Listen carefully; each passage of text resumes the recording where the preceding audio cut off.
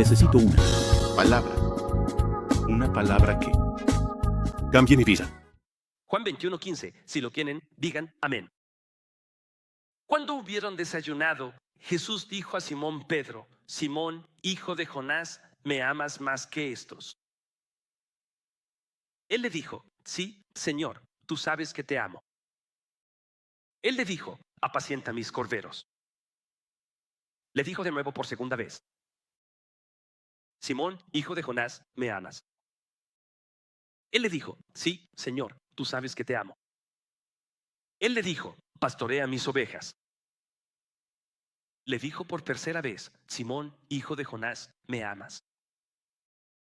Pedro se entristeció de que le dijese por tercera vez: ¿me amas? Y le dijo: Señor, tú lo sabes todo. Tú sabes que te amo. Jesús le dijo: apacienta mis ovejas. Lo voy a dejar justo ahí. Denle un codazo a su vecino. Díganle: este fracaso no es el final. Amén. Pueden tomar asiento. Señor, gracias por esta oportunidad de reunirnos. Gracias por tu palabra. Oro ahora, Dios, para que nos hagas vida, para que vivamos y no muramos. Habla vida para que al irnos seamos mejores de como vinimos.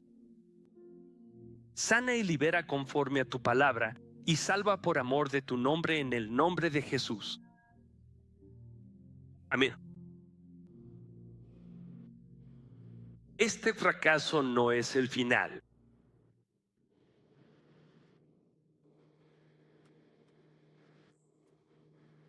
Quiero animar a la casa.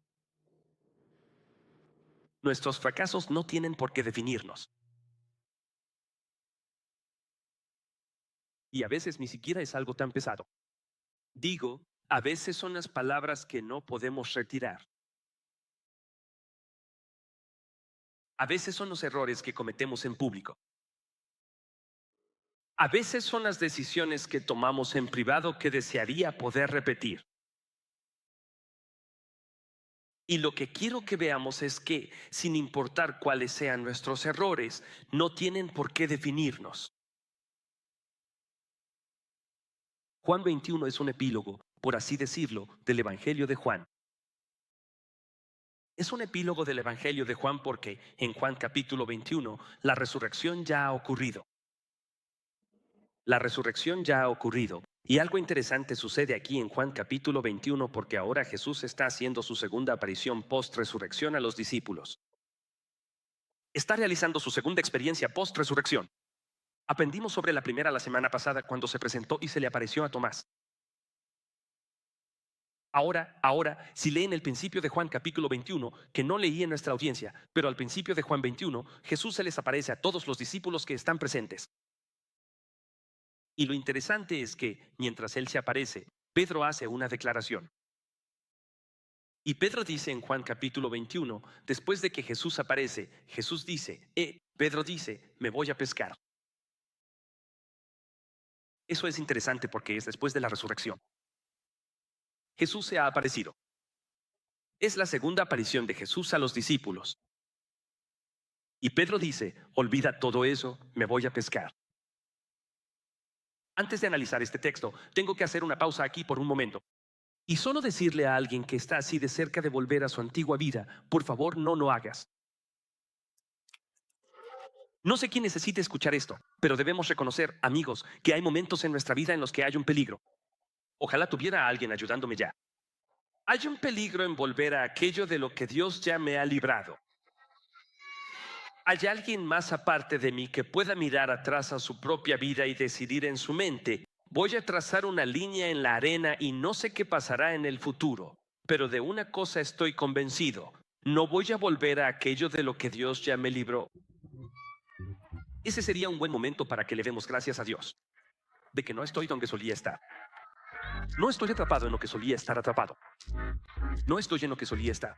Y estoy decidiendo en mi mente que no voy a volver a eso. Ayúdenme a predicar por un momento. Diga a alguien a tu alrededor que no vuelva a eso. No vuelvas. Oigan, hay un peligro, porque cuando Él dice, Juan, me voy a pescar, léanlo ustedes mismos en Juan 21. Cuando dice, me voy a pescar, no era una declaración de recreación. Era una declaración de vocación. No estaba diciendo, voy a ir a desestresarme un poco y a pescar. Él está diciendo, no, voy a volver a mi antiguo trabajo. Voy a volver, vengan, déjenme ir por ustedes. Estoy volviendo a mi antiguo llamado. ¿Puedo decirles el problema de volver atrás? Siempre que volvemos atrás, terminamos arrastrando a algunas personas con nosotros. Dios mío, este podría ser un buen momento para decir, Señor, por favor, perdóname por todas las veces. Fui en la dirección equivocada y terminé volviendo a lo que yo. Miren, a veces volver atrás ni siquiera es un destino en términos de ubicación. A veces volver atrás es un destino en términos de mi mentalidad. Y luego me pregunto por qué la gente de repente vuelve a ser excesivamente crítica. Porque volviste atrás. ¿Por qué de repente vuelvo a sospechar? Porque volviste atrás. ¿Por qué soy tan difícil de complacer ahora? Porque volviste atrás. Tenemos que reconocer, amigos, que cuando Dios actúa en mi vida de una manera que no me gusta, o no entiendo, o no estoy de acuerdo, la reacción no debería ser, voy a volver a lo que solía hacer. Pero déjenme decir esto, porque algunos de nosotros necesitamos esto. Sí, hay un peligro al regresar, pero déjenme ser justo. También hay sabiduría en saber cuándo debo seguir adelante después de una pérdida. Por esto es que necesito al Espíritu Santo. Miren, ninguno de nosotros es lo suficientemente inteligente para resolver esto solo. Hay veces que el Señor quiere que me vaya, pero yo me quiero quedar.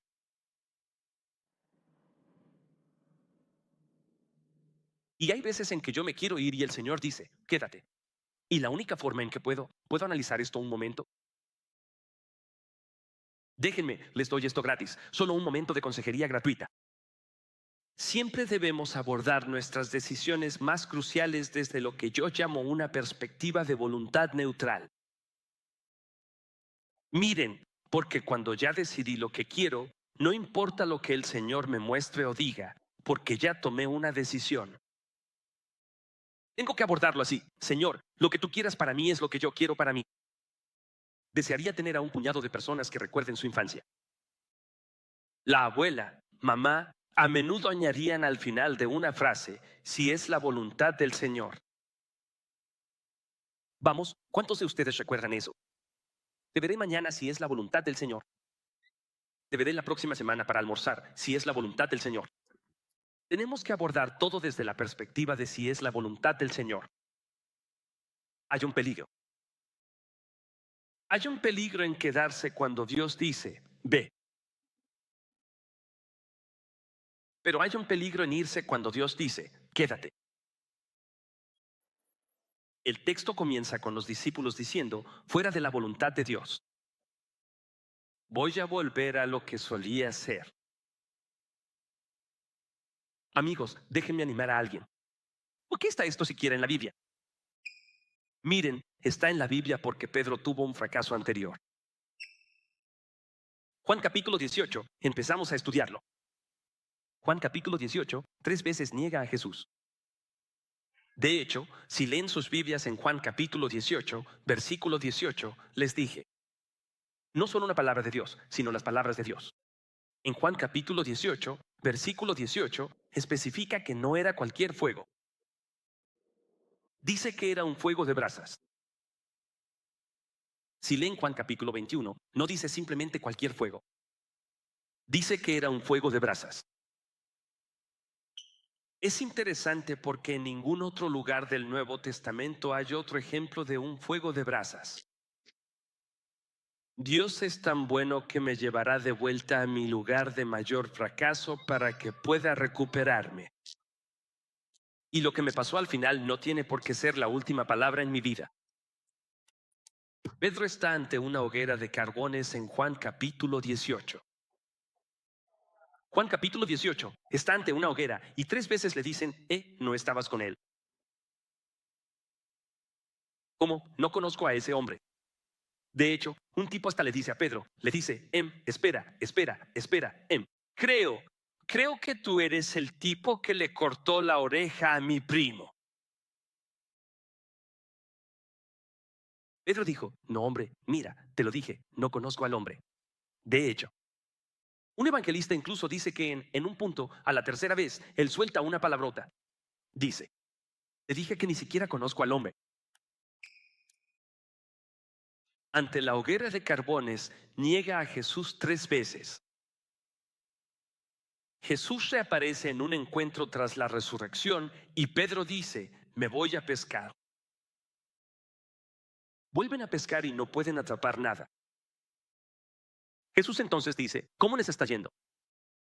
Dijeron, no nos está yendo muy bien. Él dijo, echen la red al lado derecho. Echen la red al lado derecho. La Biblia dice que pescan 153 peces. Los arrastran, pero aún así la red no se rompe. Jesús no regaña a Pedro en ese momento. Se prepara una hoguera de carbones. Y junto al fuego empiezan a cocinar pescado. Y mientras cocinan el pescado, Jesús mira a Pedro. Y le dice, ¿me amas? Pedro responde, tú sabes que te amo. Jesús dice, ¿me amas con agape? El nivel más alto de amor. Pedro responde en el idioma original, Señor, tú sabes que te amo con pileo. ¿Me amas a nivel más alto?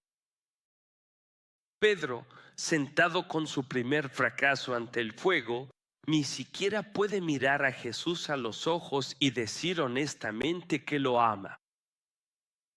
Así que está atormentado. ¿A quién estoy predicando? Está atormentado porque hizo algo que juró que nunca habría hecho. Está atormentado porque está viviendo algo, un fracaso en su vida que nunca pensó que estaría viviendo antes. Y finalmente, Jesús dice cada vez, dice, si me amas, y Pedro dice, tú sabes que te amo. Y Jesús siguió dándole una tarea, cada vez. Apacienta mis ovejas, cuida mi rebaño, alimenta a mis corderos. ¿Qué nos enseña sobre que nuestros fracasos no son definitivos? Familia, primero que nada, quiero resaltarles que lo que nos enseña a todos, y escuchen, ¿puedo decir esto rápido? Nunca deberíamos actuar como si fuera a vivir con logros tan altos que nunca tendré un fracaso.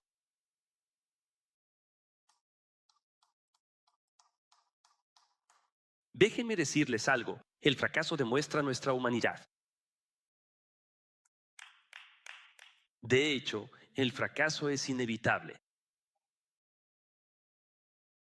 Yo diría que la única persona que nunca fracasa es la persona que nunca intenta hacer nada. Verique, Pastor Gaijet. Permítanme decir esto a la casa, solo habla James Gilliard. Preferiría hacer algo imperfectamente que no hacer nada perfectamente.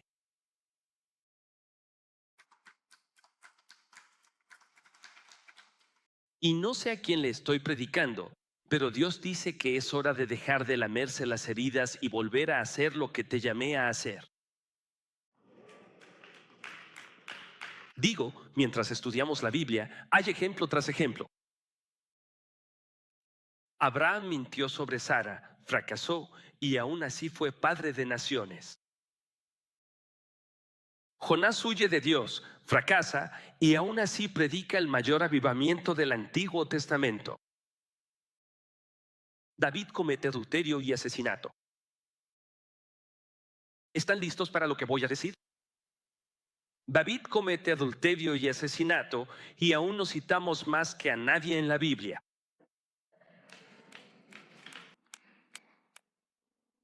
Porque el fracaso es simplemente la evidencia de que lo intenté. Así que Jesús lleva deliberadamente a Pedro de vuelta a la escena del crimen. Fuego de brasas. Sentado allí, comiendo pescado por la mañana, oliendo el fuego de su fracaso, oliendo el humo. de su fracaso. Pedro ahora ante el fuego y Jesús lo mueve del fracaso a la siguiente fase de su vida. ¿Cómo lo hace? Lo primero que Jesús nos enseña aquí, usando a Pedro como ejemplo, es que debo enfrentar mi fracaso con honestidad.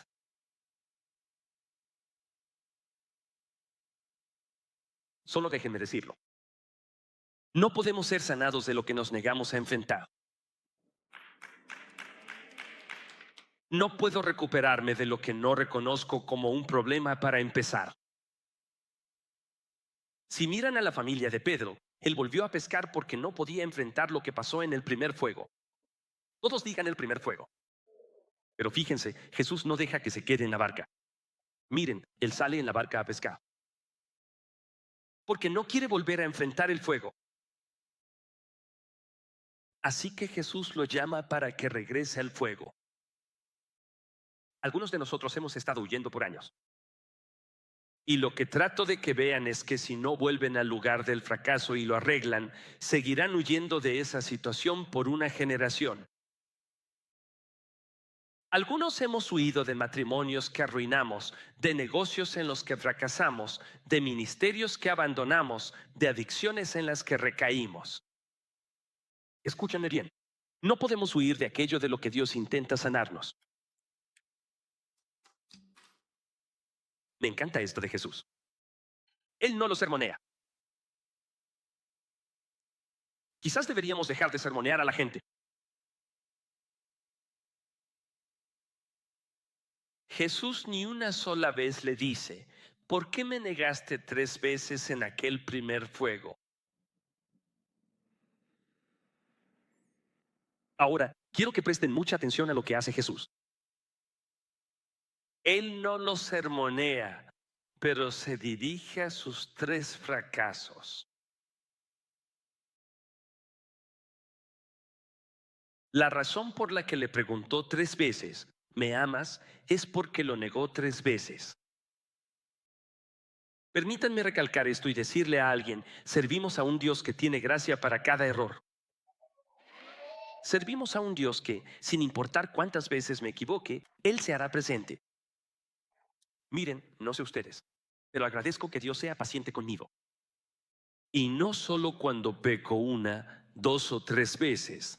Él tiene gracia y misericordia cada vez que fallo.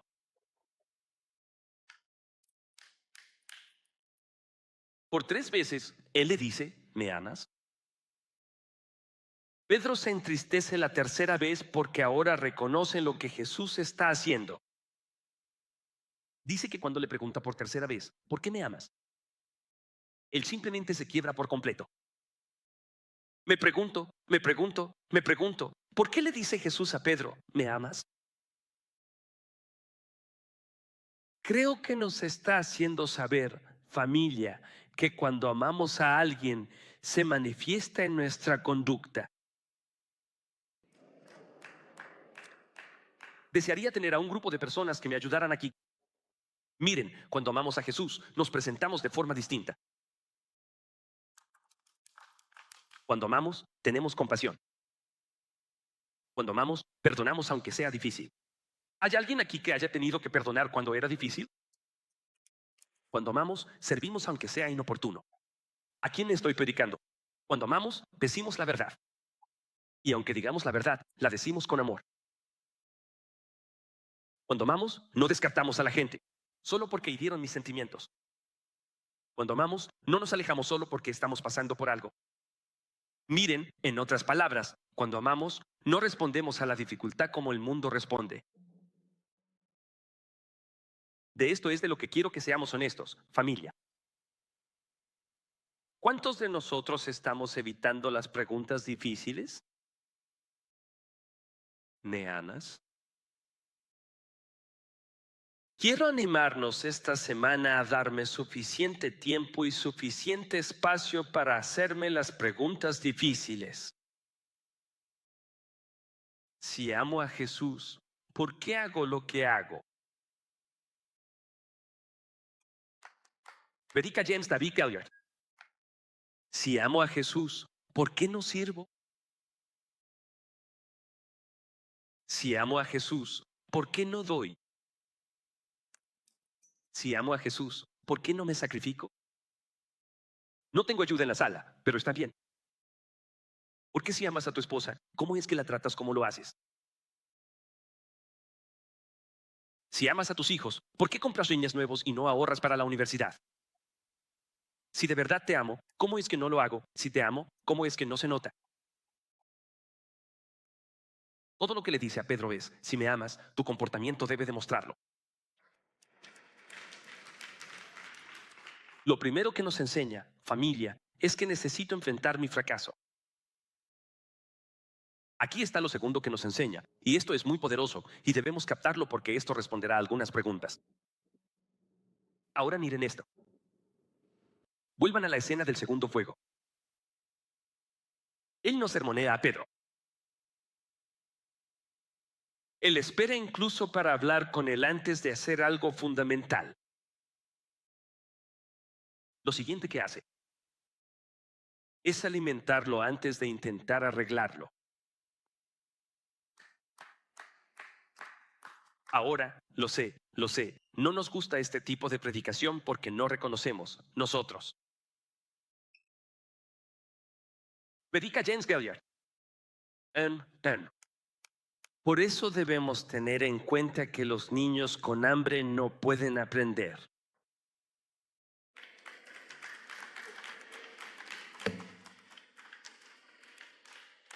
Desearía tener a un puñado de personas que sepan que, incluso como adultos, nos ponemos de mal humor cuando ese estómago empieza a rugir. Y a veces, si conoces a la gente lo suficiente, dirías, ¿qué pasa con tu actitud? ¿Tienes hambre o algo?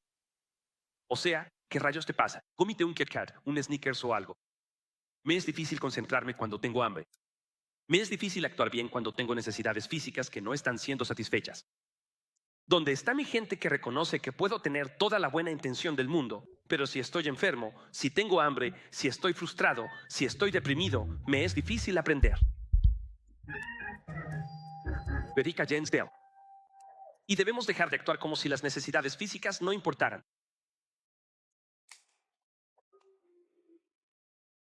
Antes de siquiera acercarse a Pedro, él lo alimenta.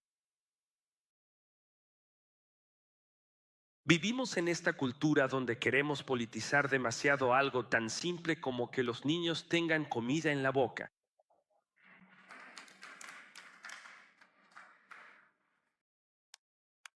Necesito que me escuchen. Este es Jesús, la segunda persona de la divinidad, quien acaba de morir en una cruz y resucitó. Él no necesita alimentarlo primero, si no quiere. Necesito que me escuchen. Jesús ni siquiera intenta arreglar a Pedro con el estómago vacío.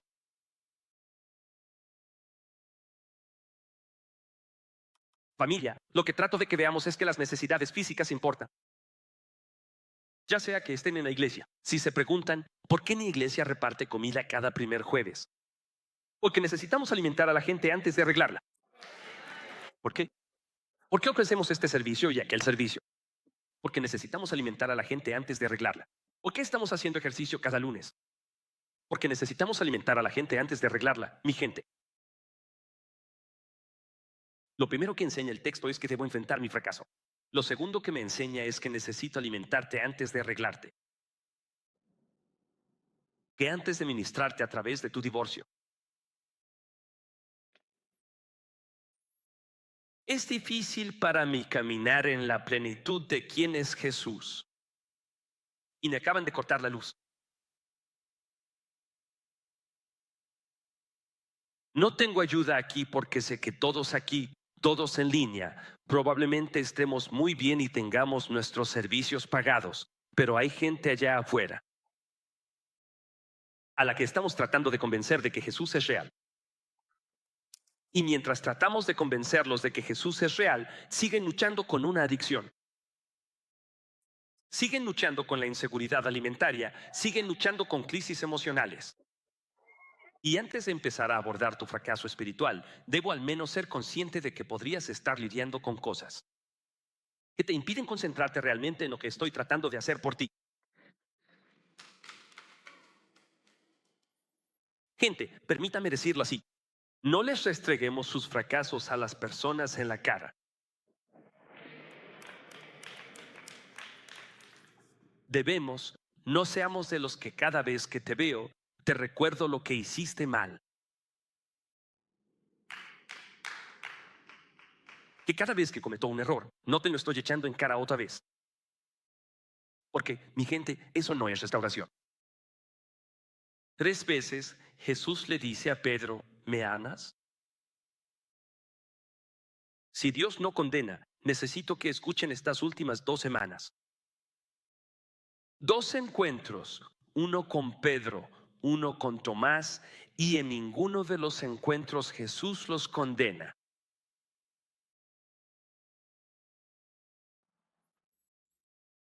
Necesito enfrentar mis fracasos. Antes de que termines de predicar hoy, piénsenlo. Establécelo en tu propio espíritu. Dios, ¿en qué estoy fallando? Necesito enfrentarlo. Déjenme decirles algo, porque servimos a un Dios restaurador. Servimos a un Dios sanador. Servimos a un Dios que puede ayudarme a hacerlo bien. Servimos a un Dios para el que nada es difícil. Servimos a un Dios que es más grande que todo. Servimos a un Dios para el que nada es demasiado pesado. Servimos a un Dios. Solo necesito estar dispuesto a enfrentarlo. Parte de la razón. Cada vez que una persona divorciada se casa de nuevo con otra persona, la tasa de divorcio es mayor. O sea, la tasa de divorcio es mayor en el segundo, tercer, cuarto matrimonio que en el primero. ¿Cómo puede ser eso? Porque tú sigues viniendo a cada matrimonio.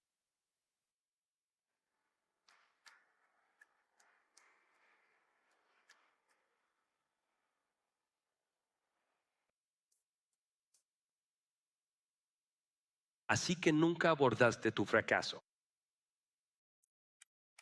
Entonces arrastraste tu fracaso a tu nueva relación y luego te preguntaste por qué no funcionó. Porque necesito enfrentar mi fracaso. Y enfrentar tu fracaso es incluso ser honesto con la última persona a la que le fallaste. Y al menos estar dispuesto a admitir, esto es lo que hice mal, esto es lo que haría de nuevo, esto es de lo que le pido a Dios que me perdone. No tengo mucha ayuda aquí, pero está bien. ¿Quieren saber cómo no sé? Porque yo he estado ahí. Tienes que enfrentar tu fracaso. Muy bien, déjenme continuar. Enfrentar mi fracaso. Alimentar antes de arreglar. Dios, esto es lo que me va a hacer correr por toda esta sala. Jesús le dice, ¿me amas? En otras palabras, las personas que aman, su comportamiento coincide. ¿Me amas?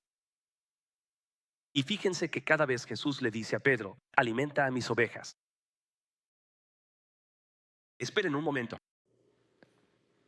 Él le está diciendo, aunque hayas fallado, todavía tengo un propósito para ti. Dios ayúdame, Señor Jesús.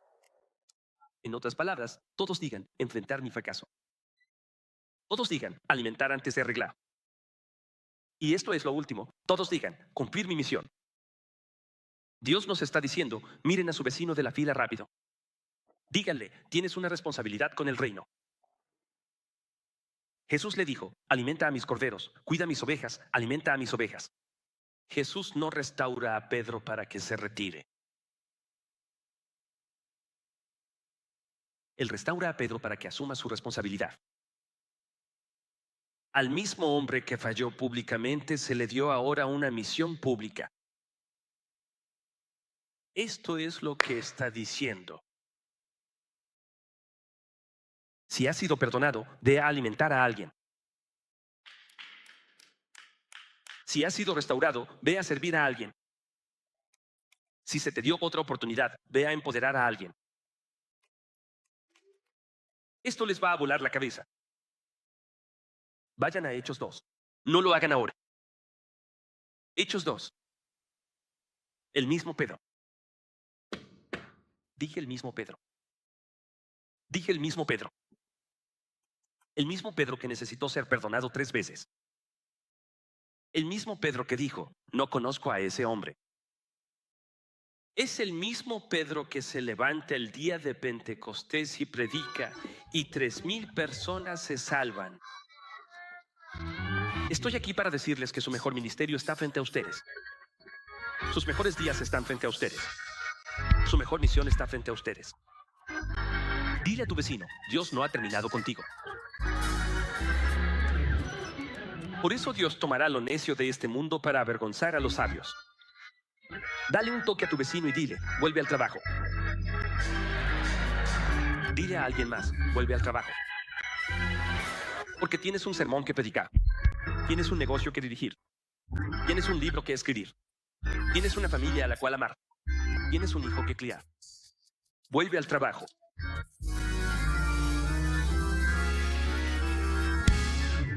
Ven aquí, Josué. Testifica para que podamos irnos a casa en 4 minutos. Josué capítulo 11 dice que Josué no dejó nada sin hacer de lo que el Señor mandó. Pónganse las manos sobre ustedes mismos. Digan, no dejaré nada sin hacer. Dile a tu vecina, mírala y dile, no dejes nada sin hacer. Ese es el testimonio que quiero sobre tu vida. Que no te preocupes por hacer un montón de cosas. Preocúpate por hacer lo que Dios te dijo que hicieras. Y lo que sea que Dios te mandó hacer, decídete, me niego a dejarlo sin hacer. Si Dios me dijo que ministrara, no lo dejaré sin hacer. Si me dijo que amara a mi esposo, no lo dejaré sin hacer. Si me dijo que sirviera a la comunidad, no lo dejaré sin hacer.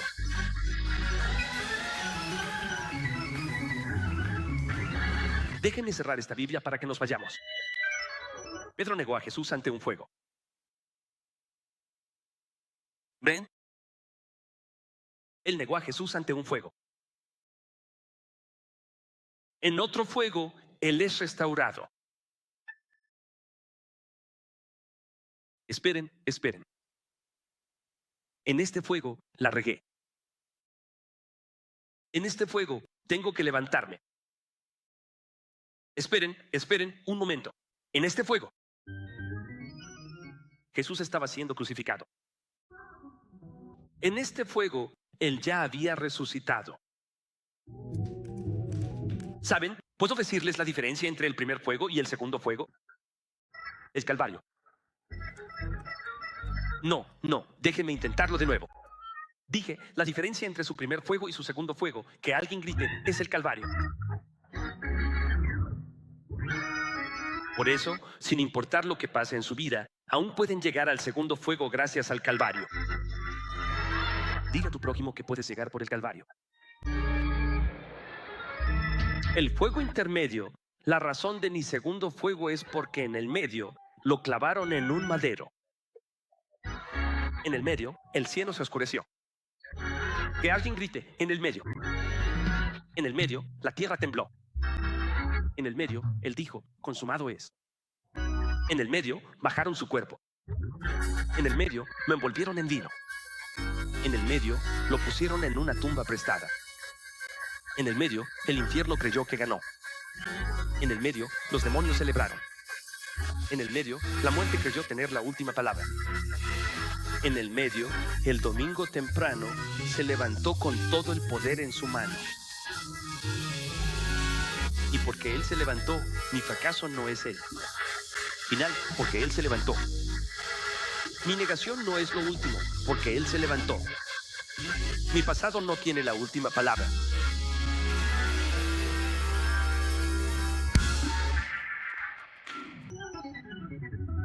Ya ves. Saben, esto es para alguien. Es tu segundo fuego, es tu segundo fuego. Sí, estás divorciado, pero ¿quién es otro fuego? La relación no funcionó, pero ¿tienes otro fuego? Te declaraste en quiebra, pero tienes otro fuego. Tu negocio fracasó, pero tienes otro fuego. Terminaste con un delito grave, tienes otro fuego. Terminaste con un DUI, tienes otro fuego. Terminaste perdiendo tu auto, tienes otro fuego. ¿Dónde está mi gente que agradece a Dios por tener otro fuego?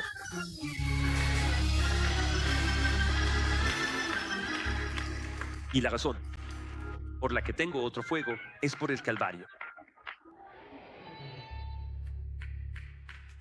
Lo que sea que hayas hecho mal, lo que sea que yo haya hecho mal, Dios dice esta mañana, hijo, hija, es hora de venir al segundo fuego. Y vieron en la iglesia, hay un segundo fuego. Te decepcionó cómo te traicionaron y cómo se portaron contigo. Tienes otro fuego. Intentaste y fallaste. Tienes otro fuego.